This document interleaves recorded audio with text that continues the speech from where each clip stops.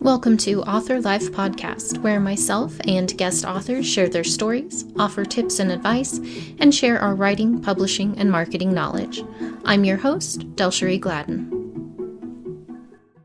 Welcome back to Author Life Podcast. This week, we're going to be talking about conflict and how to incorporate conflict better and use that to make your story more engaging and keep your reader's attention. So I want to start off with the purpose of conflict.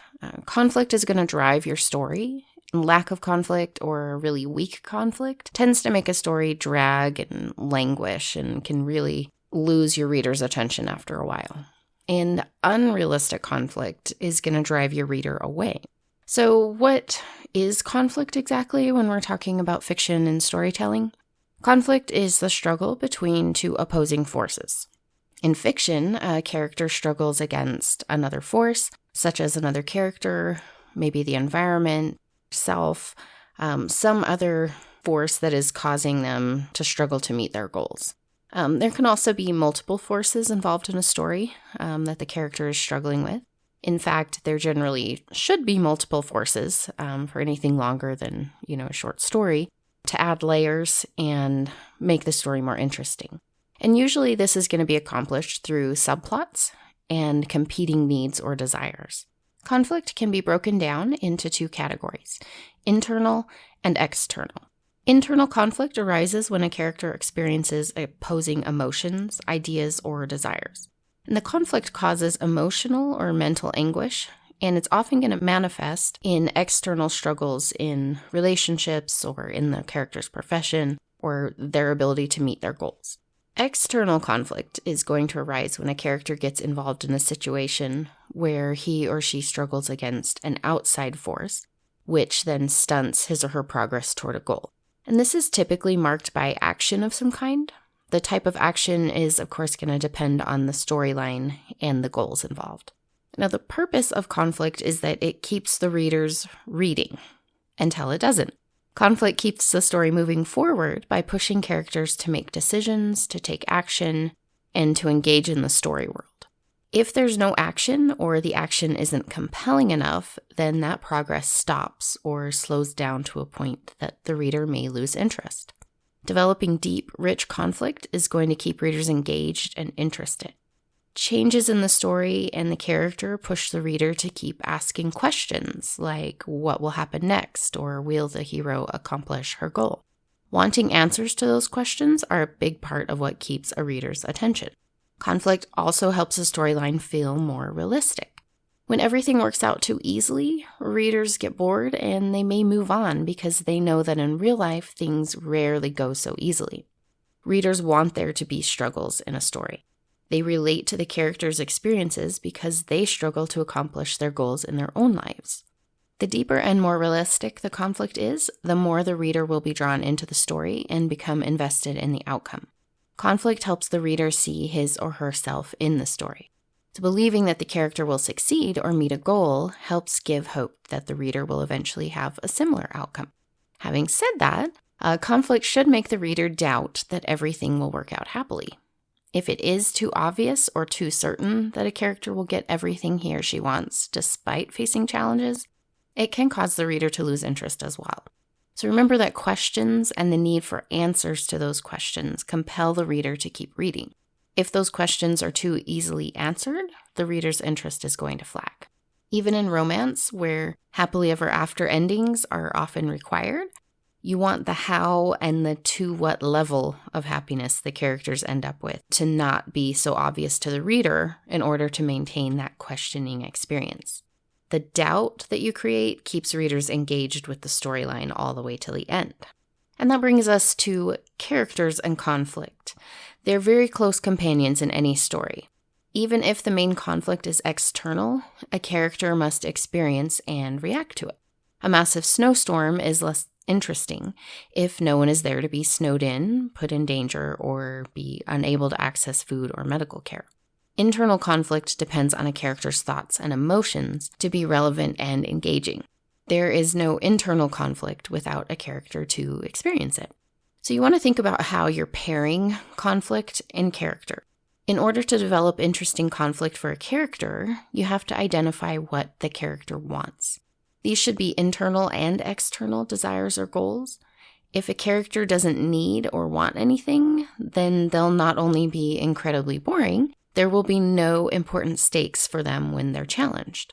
Internal goals may be feeling loved or having a stable life, offering or seeking forgiveness, developing self-confidence and overcoming fear, those sorts of things. A goal should have a definable and attainable goal that they can reach. This helps both the character and the reader know if the goal has been achieved. Internal goals may impact the external goals. An external goal like getting into a prestigious performing arts school may depend on confidence to get through a rigorous interview process. Lack of confidence could result in a poor interview and missing an opportunity. External goals may be getting a promotion and ensuring financial security, completing a difficult task, or taking a risk on a relationship where the other person has potential to cause the main character harm of some sort. The character has less control over external goals because they are more profoundly impacted by situation, other people, or even society. Now, another purpose of conflict is that it reveals things. It has a very revelatory nature about it. Conflict can reveal truth about the character, and what that truth is depends on the story and the character. A character may seem charming and easygoing until just the right button is pushed and they explode, showing their true colors under pressure. Conversely, a shy or weak-willed character may take a stand or speak out when she or someone she cares about is threatened, showing true inner strength, uncomplicated by overthinking or pressure from others.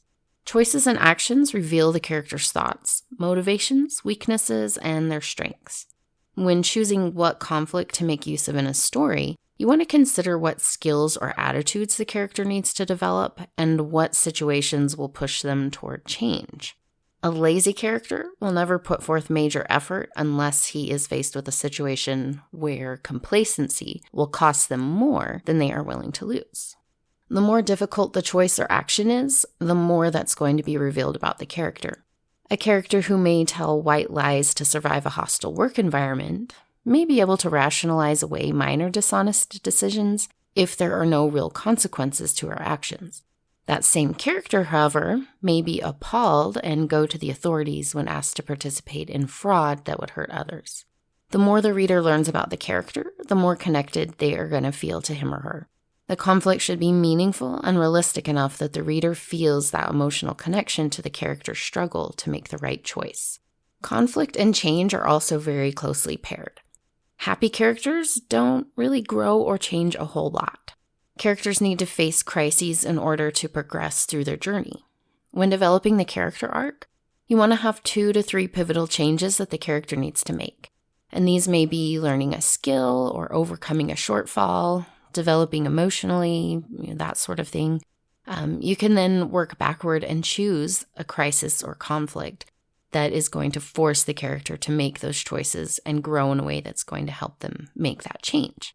So conflict forces characters to act, which then necessitates change. Now, conflict also plays an important role in the development of relationships between characters. And relationships are always an excellent source of conflict for a story. You can use them in lots of different ways.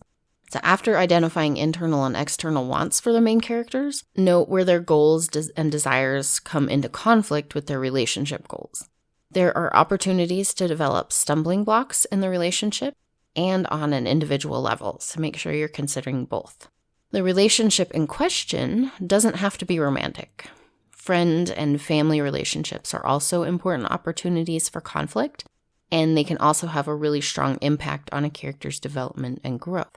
If one character in a relationship feels driven to excel at work because he or she craves financial stability due to growing up destitute, while the other character is working toward moving to a small town where life is simpler, this will inevitably cause stress in the relationship and move the characters toward a crisis where both parties have to make difficult decisions.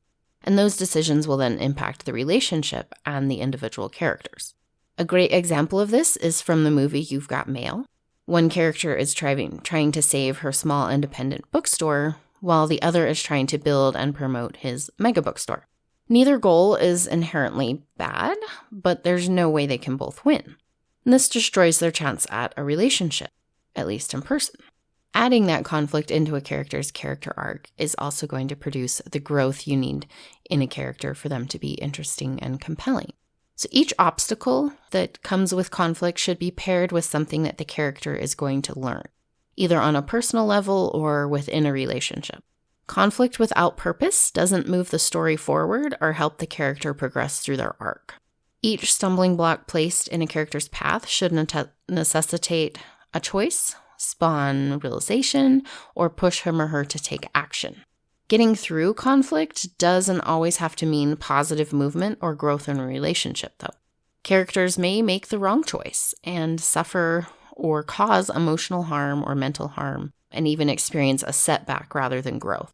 Conflict should do both in a story, though the ultimate outcome is typically the character reaching a resolution of some sort in the relationship. People in relationships often hurt each other and say things they don't mean during arguments. So if you're using something like that, follow up those moments of setback with self-reflection or discussion with a neutral party who can offer some clarity. Moments of conflict in a relationship can be internal or external. Ideally, you want a mix of the two to provide variety and give the reader a more interesting pattern of growth in a relationship and in the individuals involved. The characters in relationships are most often in need of development in several areas, so don't just focus on one. You can alternate between the skills or areas of progress characters are challenged on as they move through their arc to keep it more interesting. And obstacles should be introduced in a logical order, and each one should be resolved before the end of the book. The exception to resolution would be some relationship obstacles being saved for subsequent books in a series. When ordering when characters face conflicts in a relationship, consider how a real person builds on skills and developmental steps. So learning not to internalize negative feedback from an abusive partner would be achieved before taking a stand against an abuser and leaving, just as learning the basic skills of a sport is necessary prior to playing at a competitive level. So just use that logical progression when you're planning the arc. Without conflict, relationships are going to stagnate. So planning and executing moments of conflict in a character's relationship is going to improve their depth as a character and inspire their movement and growth in the story and in the character arcs. Now, another important thing to consider when planning the conflict in a story are, what are the stakes? For conflict to be truly meaningful in a story, there must be real stakes involved for the characters. It's important to establish those stakes early in the development of the conflict so the reader is aware of how not reaching a goal or fulfilling a journey will affect the characters. So what are stakes? Simply put, the stakes are what the character risks by failing. So don't put limits on the type of risks of failure or how a character might be affected. If a relationship fails, yes, there will be emotional trauma, but there might also be a ripple effect of losing other people from his or her life, a decline in self-esteem, negative effects on job performance, things of that nature.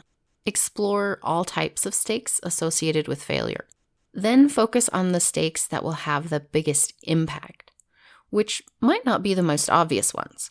The risk must matter and be big enough that the reader feels anxiety over the fact that it could all fall apart and harm the character in some way. Failure to finish a degree or accept a job in order to relocate for a relationship can build resentment. Failure to confront something in the past can push a character to run from a current relationship. And failure to prioritize a relationship over work, money, ambition, that sort of thing will result in missed opportunities and damage to a relationship. So those risks can be internal or external. External risks are those that would cause physical harm. These are going to be most often at play in adventure, crime, mystery, thriller, that sort of story, where the character's physical safety is at risk if they fail to escape, finish a journey, solve a mystery, that sort of thing. Internal risks are those that cause emotional or mental harm. So these types of risks can be at play in just about any story type. Romance stories often focus on the emotional trauma of a relationship ending or losing a loved one. However, the mental wellness of a character should also be considered. Personal growth or coming-of-age stories often do focus on mental wellness aspects of how a character is harmed by trauma or the development and growth needed to overcome difficult experiences. So be sure you're considering and weighing the various types of risks and avenues of how a character might be affected when developing stakes in a story. The more layers, the more depth and realism a story has will hold the reader's attention better. A great example of setting and development of meaningful stakes in a story is the film Run, Fat Boy, Run. The main character, Dennis, signs up for a marathon after his ex-girlfriend, who he happened to run away from on their wedding day while she was pregnant, her new fiance brags about running this race. Whether or not Dennis actually finishes the race doesn't matter to anyone but him. He needs to fulfill an internal goal of proving he can finish something difficult and not run away. There's no external risk of him failing to finish the race, but the internal risk is quite high. So once you've identified the main stakes for your character in not reaching or achieving a goal, take the time to develop 2 or 3 smaller stakes that add concern for the reader and deepen his or her emotional connection to the character. Now, another important aspect of planning your conflict is making sure that there's a realistic progression. So developing realistic steps and reaction are critical in planning and writing great conflict. Readers need to be able to connect with and understand a character's choices, even if he or she doesn't agree with or like that decision. So when you're looking at conflict and romance, love at first sight doesn't mean smooth sailing into the sunset. A fast and intense beginning to a relationship often leads to belated problems because the couple makes decisions before they're prepared to make them or before they know each other well enough to accurately evaluate the situation. Friends to lovers romances are great opportunities for conflict. There's often fallout with other friends and family and the problems that come with knowing each other too well, such as knowing all of each other's past relationships and indiscretions. Workplace relationships may face external sources of conflict, in addition to the usual internal conflicts. Company policy may force the characters to hide their relationship, staff may accuse them of favoritism, and if the relationship fails, they still have to work together. And they continue on from there. There's always lots of potential for conflict there. Now, when we look at internal and external progression, if the main conflict is largely internal, a character should take logical steps to address it. So this may mean therapy, opening up to another character, confronting someone who hurt him or her, etc. External conflict, such as 2 coworkers going for the same job and being unable to keep their work and relationships separated, takes delving deeply into emotions and the actions they take. The conflict progression may look something like the characters not talking about it, to slipping in disparaging comments at work, taking specific actions to derail their work or respectability. As the risk that they might not get the job over the other intensifies, so will the emotions involved and the willingness to take action. A great example of this comes from the film What Women Want. The progression focuses on 2 coworkers vying for dominance in the company and the progressive actions that Mel Gibson's character takes as he becomes more desperate to win despite having fallen for the female main character. Now, when you're planning the progression of conflict, you want to consider what the character wants, so their main goal, and what major actions he or she needs to take to achieve that goal. You want to aim for 3 to 5 major actions, depending on the length of the story. Then consider how these actions might be thwarted, go wrong, or have unintended consequences. Next, you want to come up with the possible reactions to an action not working out as expected. Consider several options before settling on one and ask a few questions. Is the reaction realistic or contrived to support your goal as the writer or the ideal progression? Is the reaction true to the character? Does the reaction provide opportunity for character growth and story progression? If you aren't sure about the answer to any of these questions, write several scenes using different options and have a friend or a beta reader read them and give some honest feedback. It's easy to push a story in a particular direction based off what you as the writer want to happen or how you want the story to move, but that can lead to forced or illogical or weak reactions to conflict. Your characters may be fictional and the author may be the creator of the universe, but conflict must move through and interact with the story and its characters in a way that feels realistic and makes sense. So now let's talk about the difference between crisis and conflict, because it's really easy to confuse the two. So the difference between crisis and conflict may seem slight on the surface, but it's very important and it can have a huge impact on a story. Crisis is an event or action, an emergency, while conflict relates to the impact of an event or action on characters or the main character. Crisis is an event or action, so an emergency, while conflict relates to the impact of an event or action on a character or characters. So think about an action movie versus a drama. Action films focus on events and often have a succession of events that add more crisis up to the climax. Dramas are more focused on the fallout, rebuilding, or working through involved after a crisis or a trauma has occurred. Crisis can't sustain an entire story, in most cases, in a realistic manner.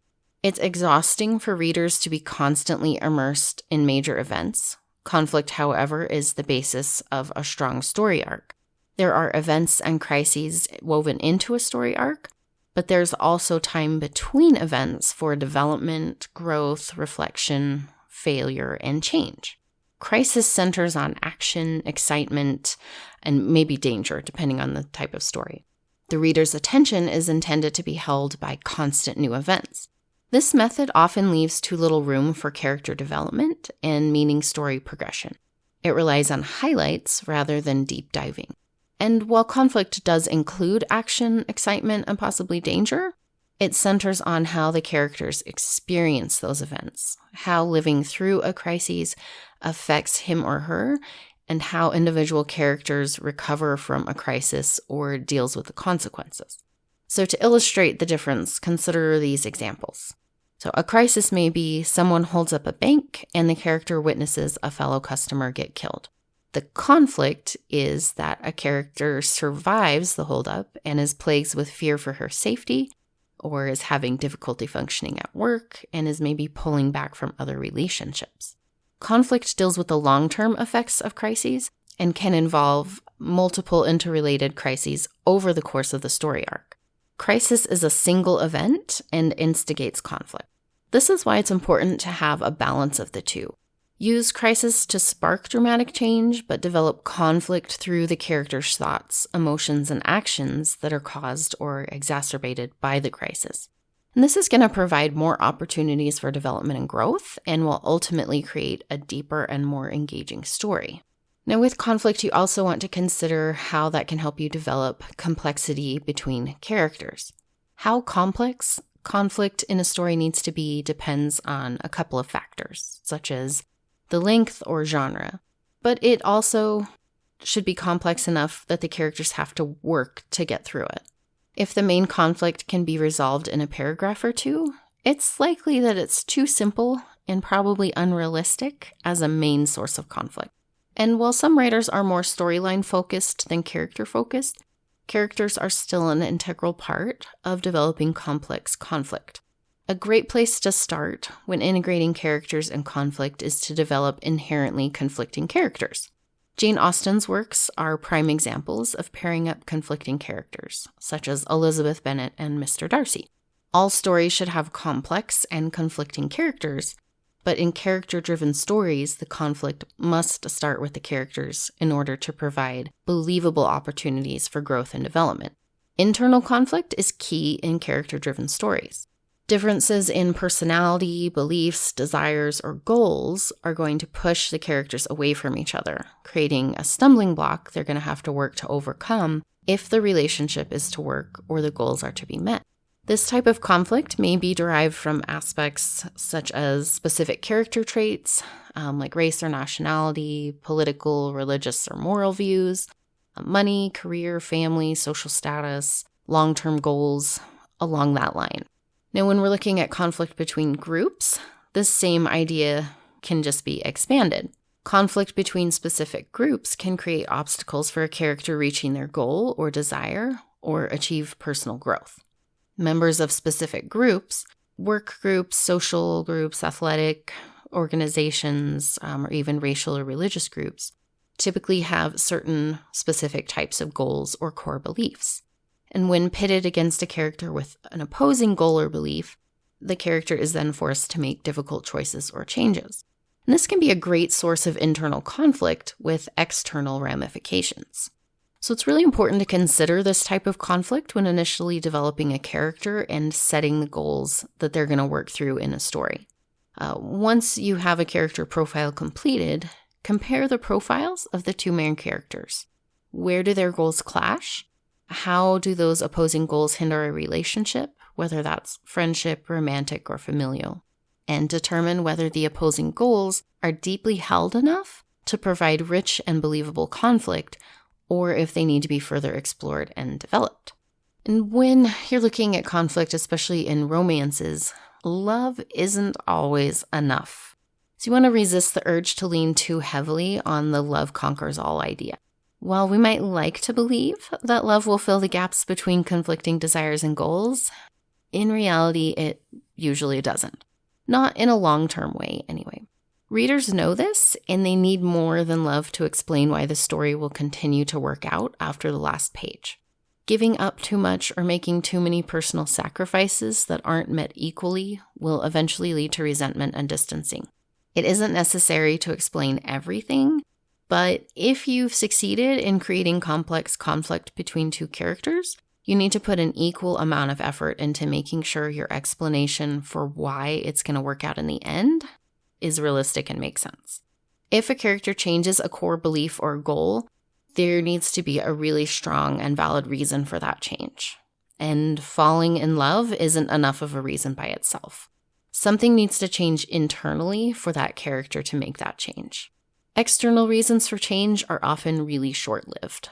Sacrifices between characters may not be equal, but there should be a balance that makes sense for the story and for the characters.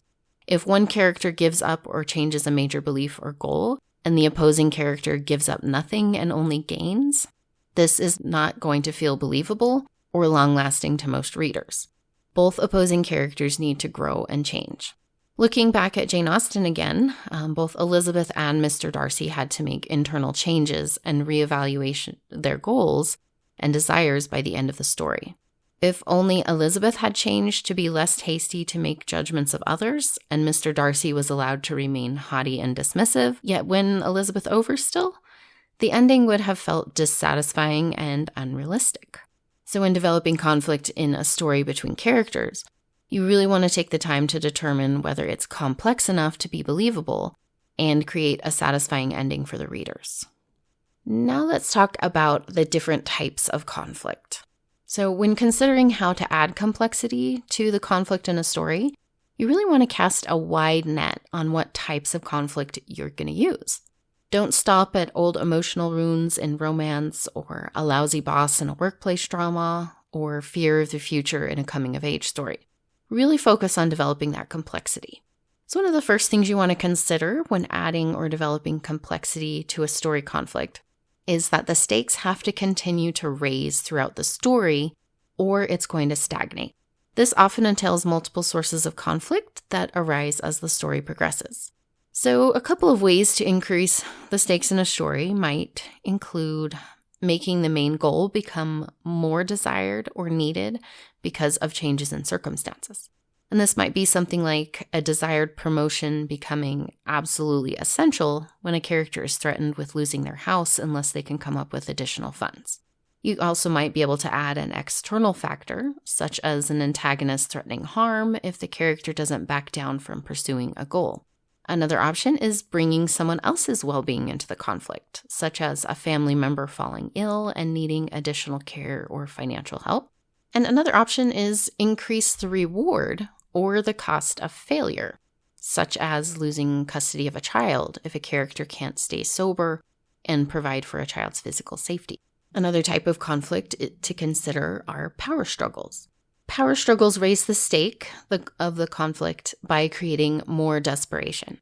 It's not only the character who needs to achieve something in this situation, the character also has to stop the antagonist from achieving a goal in order for him or her to achieve theirs.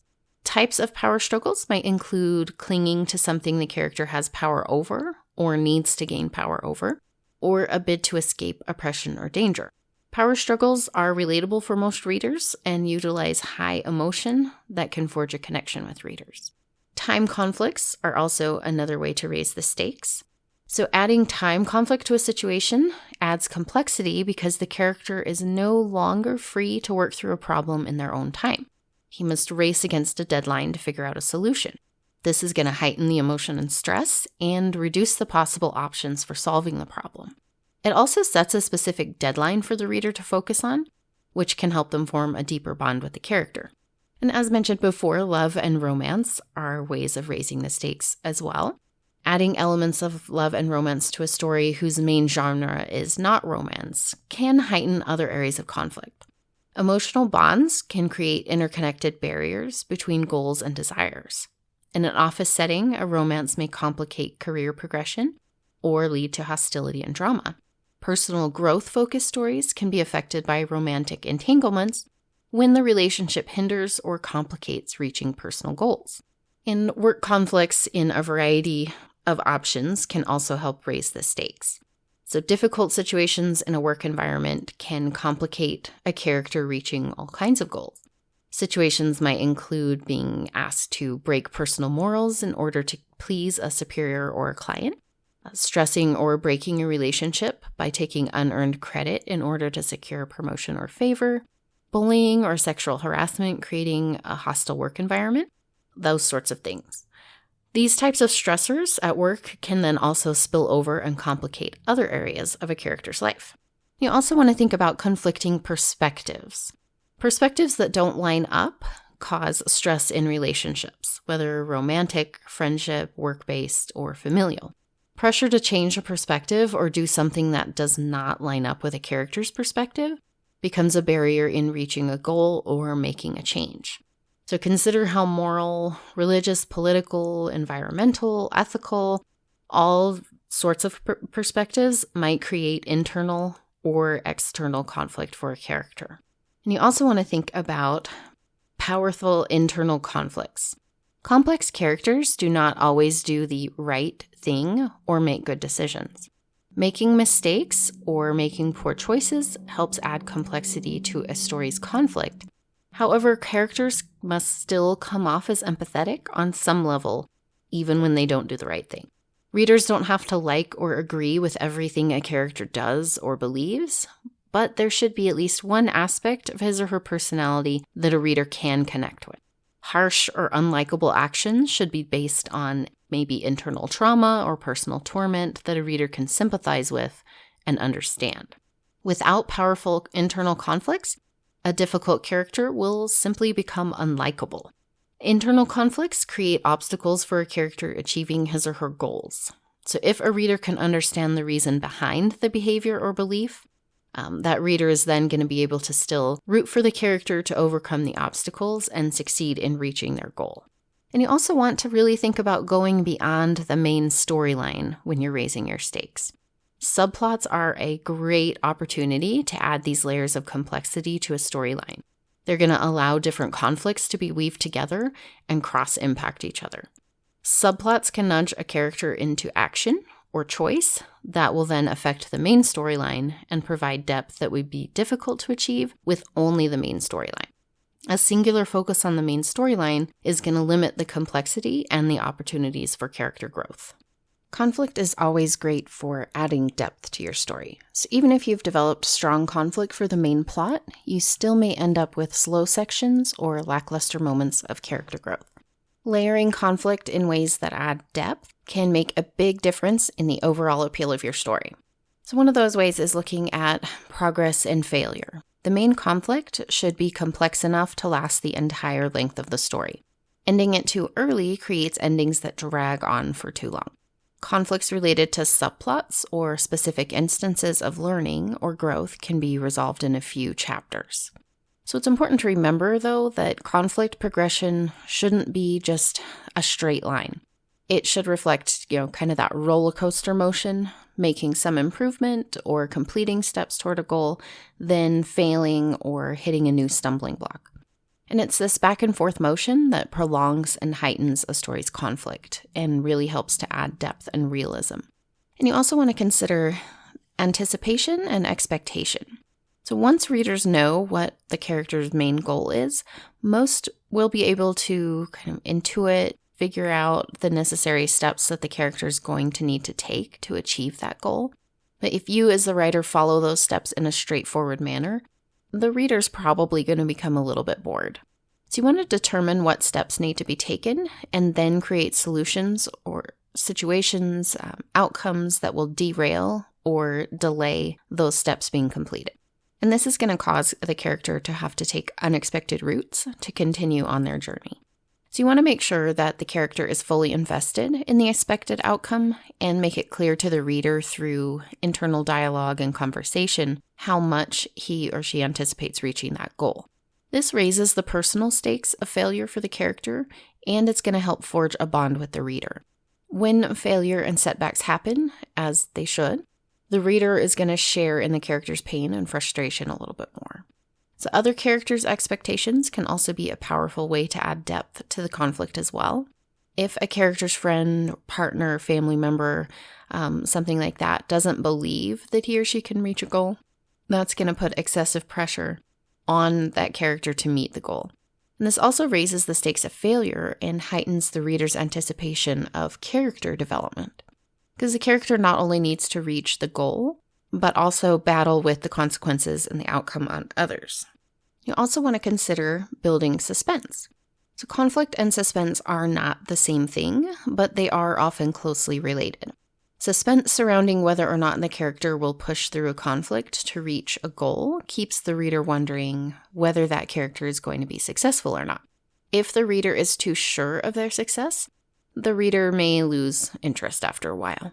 So adding those stumbling blocks increases that internal uncertainty or fear, and situational problems help to keep the story interesting, and so the reader doesn't develop too much certainty about how this story will end.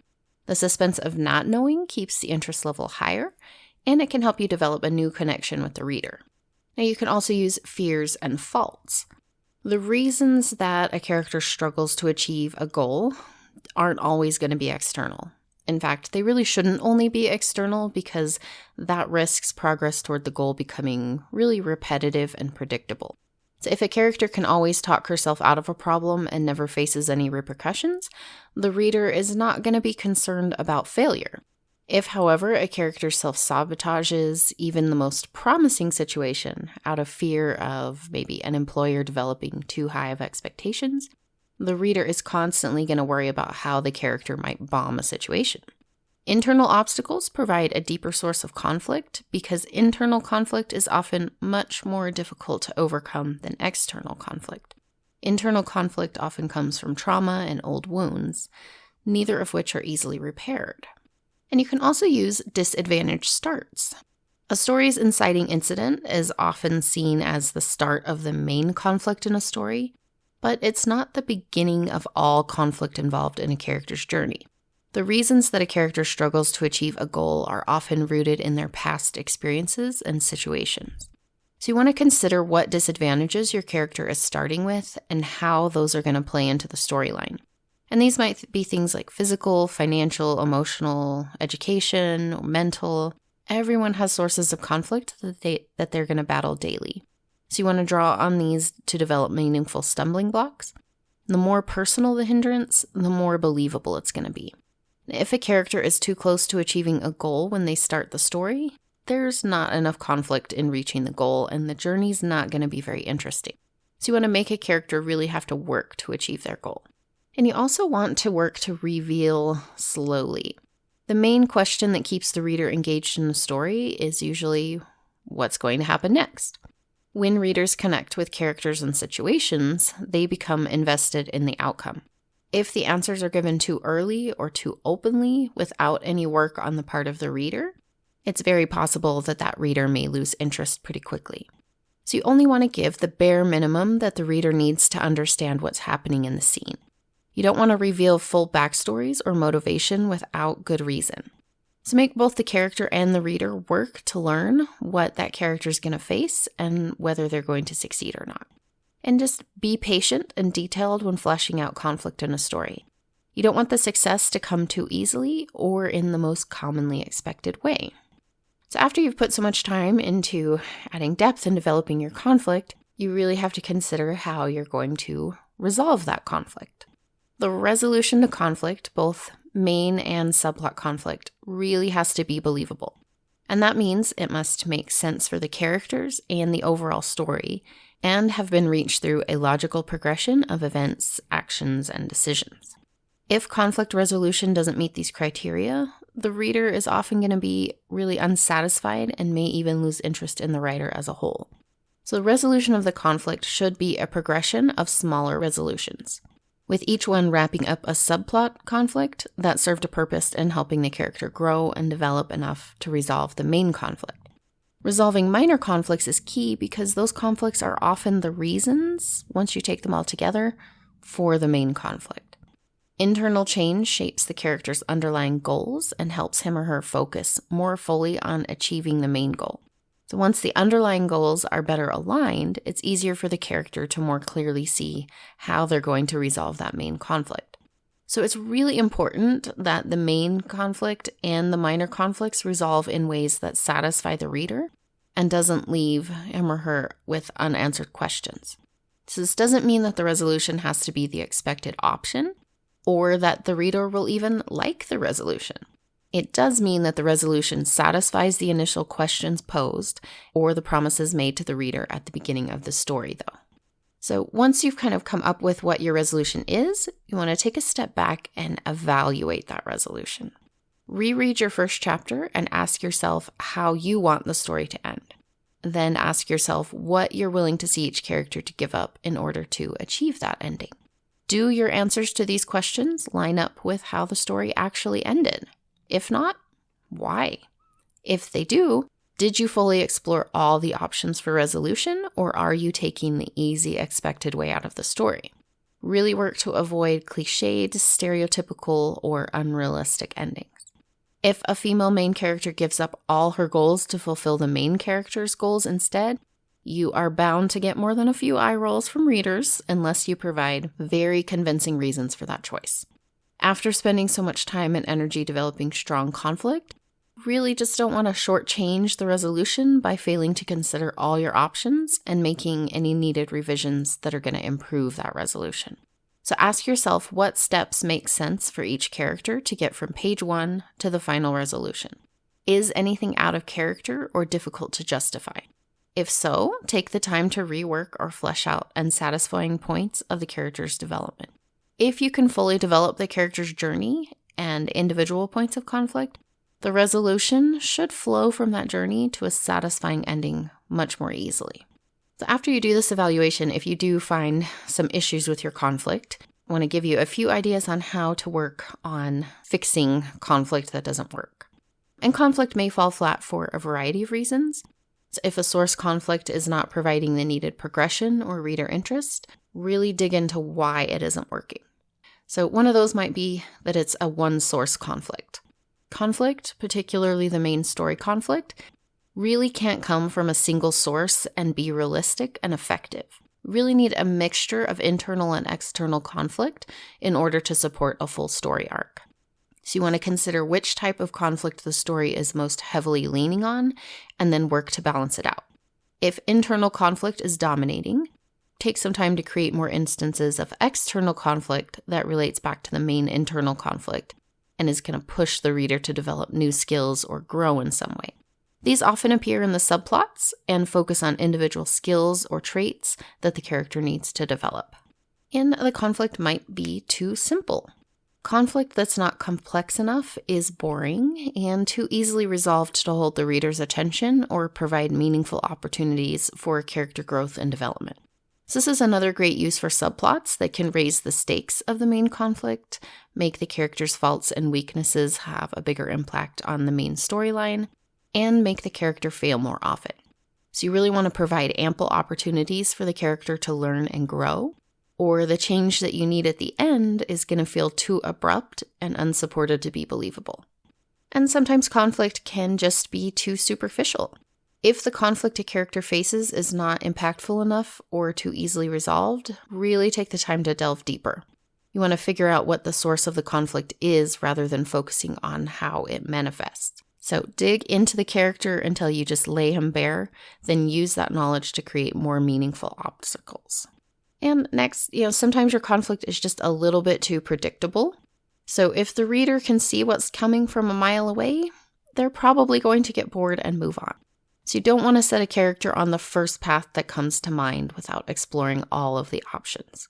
You want to develop unusual paths for growth, obstacles that arise from unexpected sources, and resolutions that may end the way the reader expected, such as, a happily ever after ending in a romance, but you don't want to come about it in the most expected way. So really examine each trope or tactic that you're using and come up with some alternative ways to integrate them, such as a character losing the job she spent the whole book working toward, but being offered an alternative that will use her skills in an unexpected way. And lastly, you may just have conflict that's existing in a bubble. A story and its sources of conflict should extend beyond the page.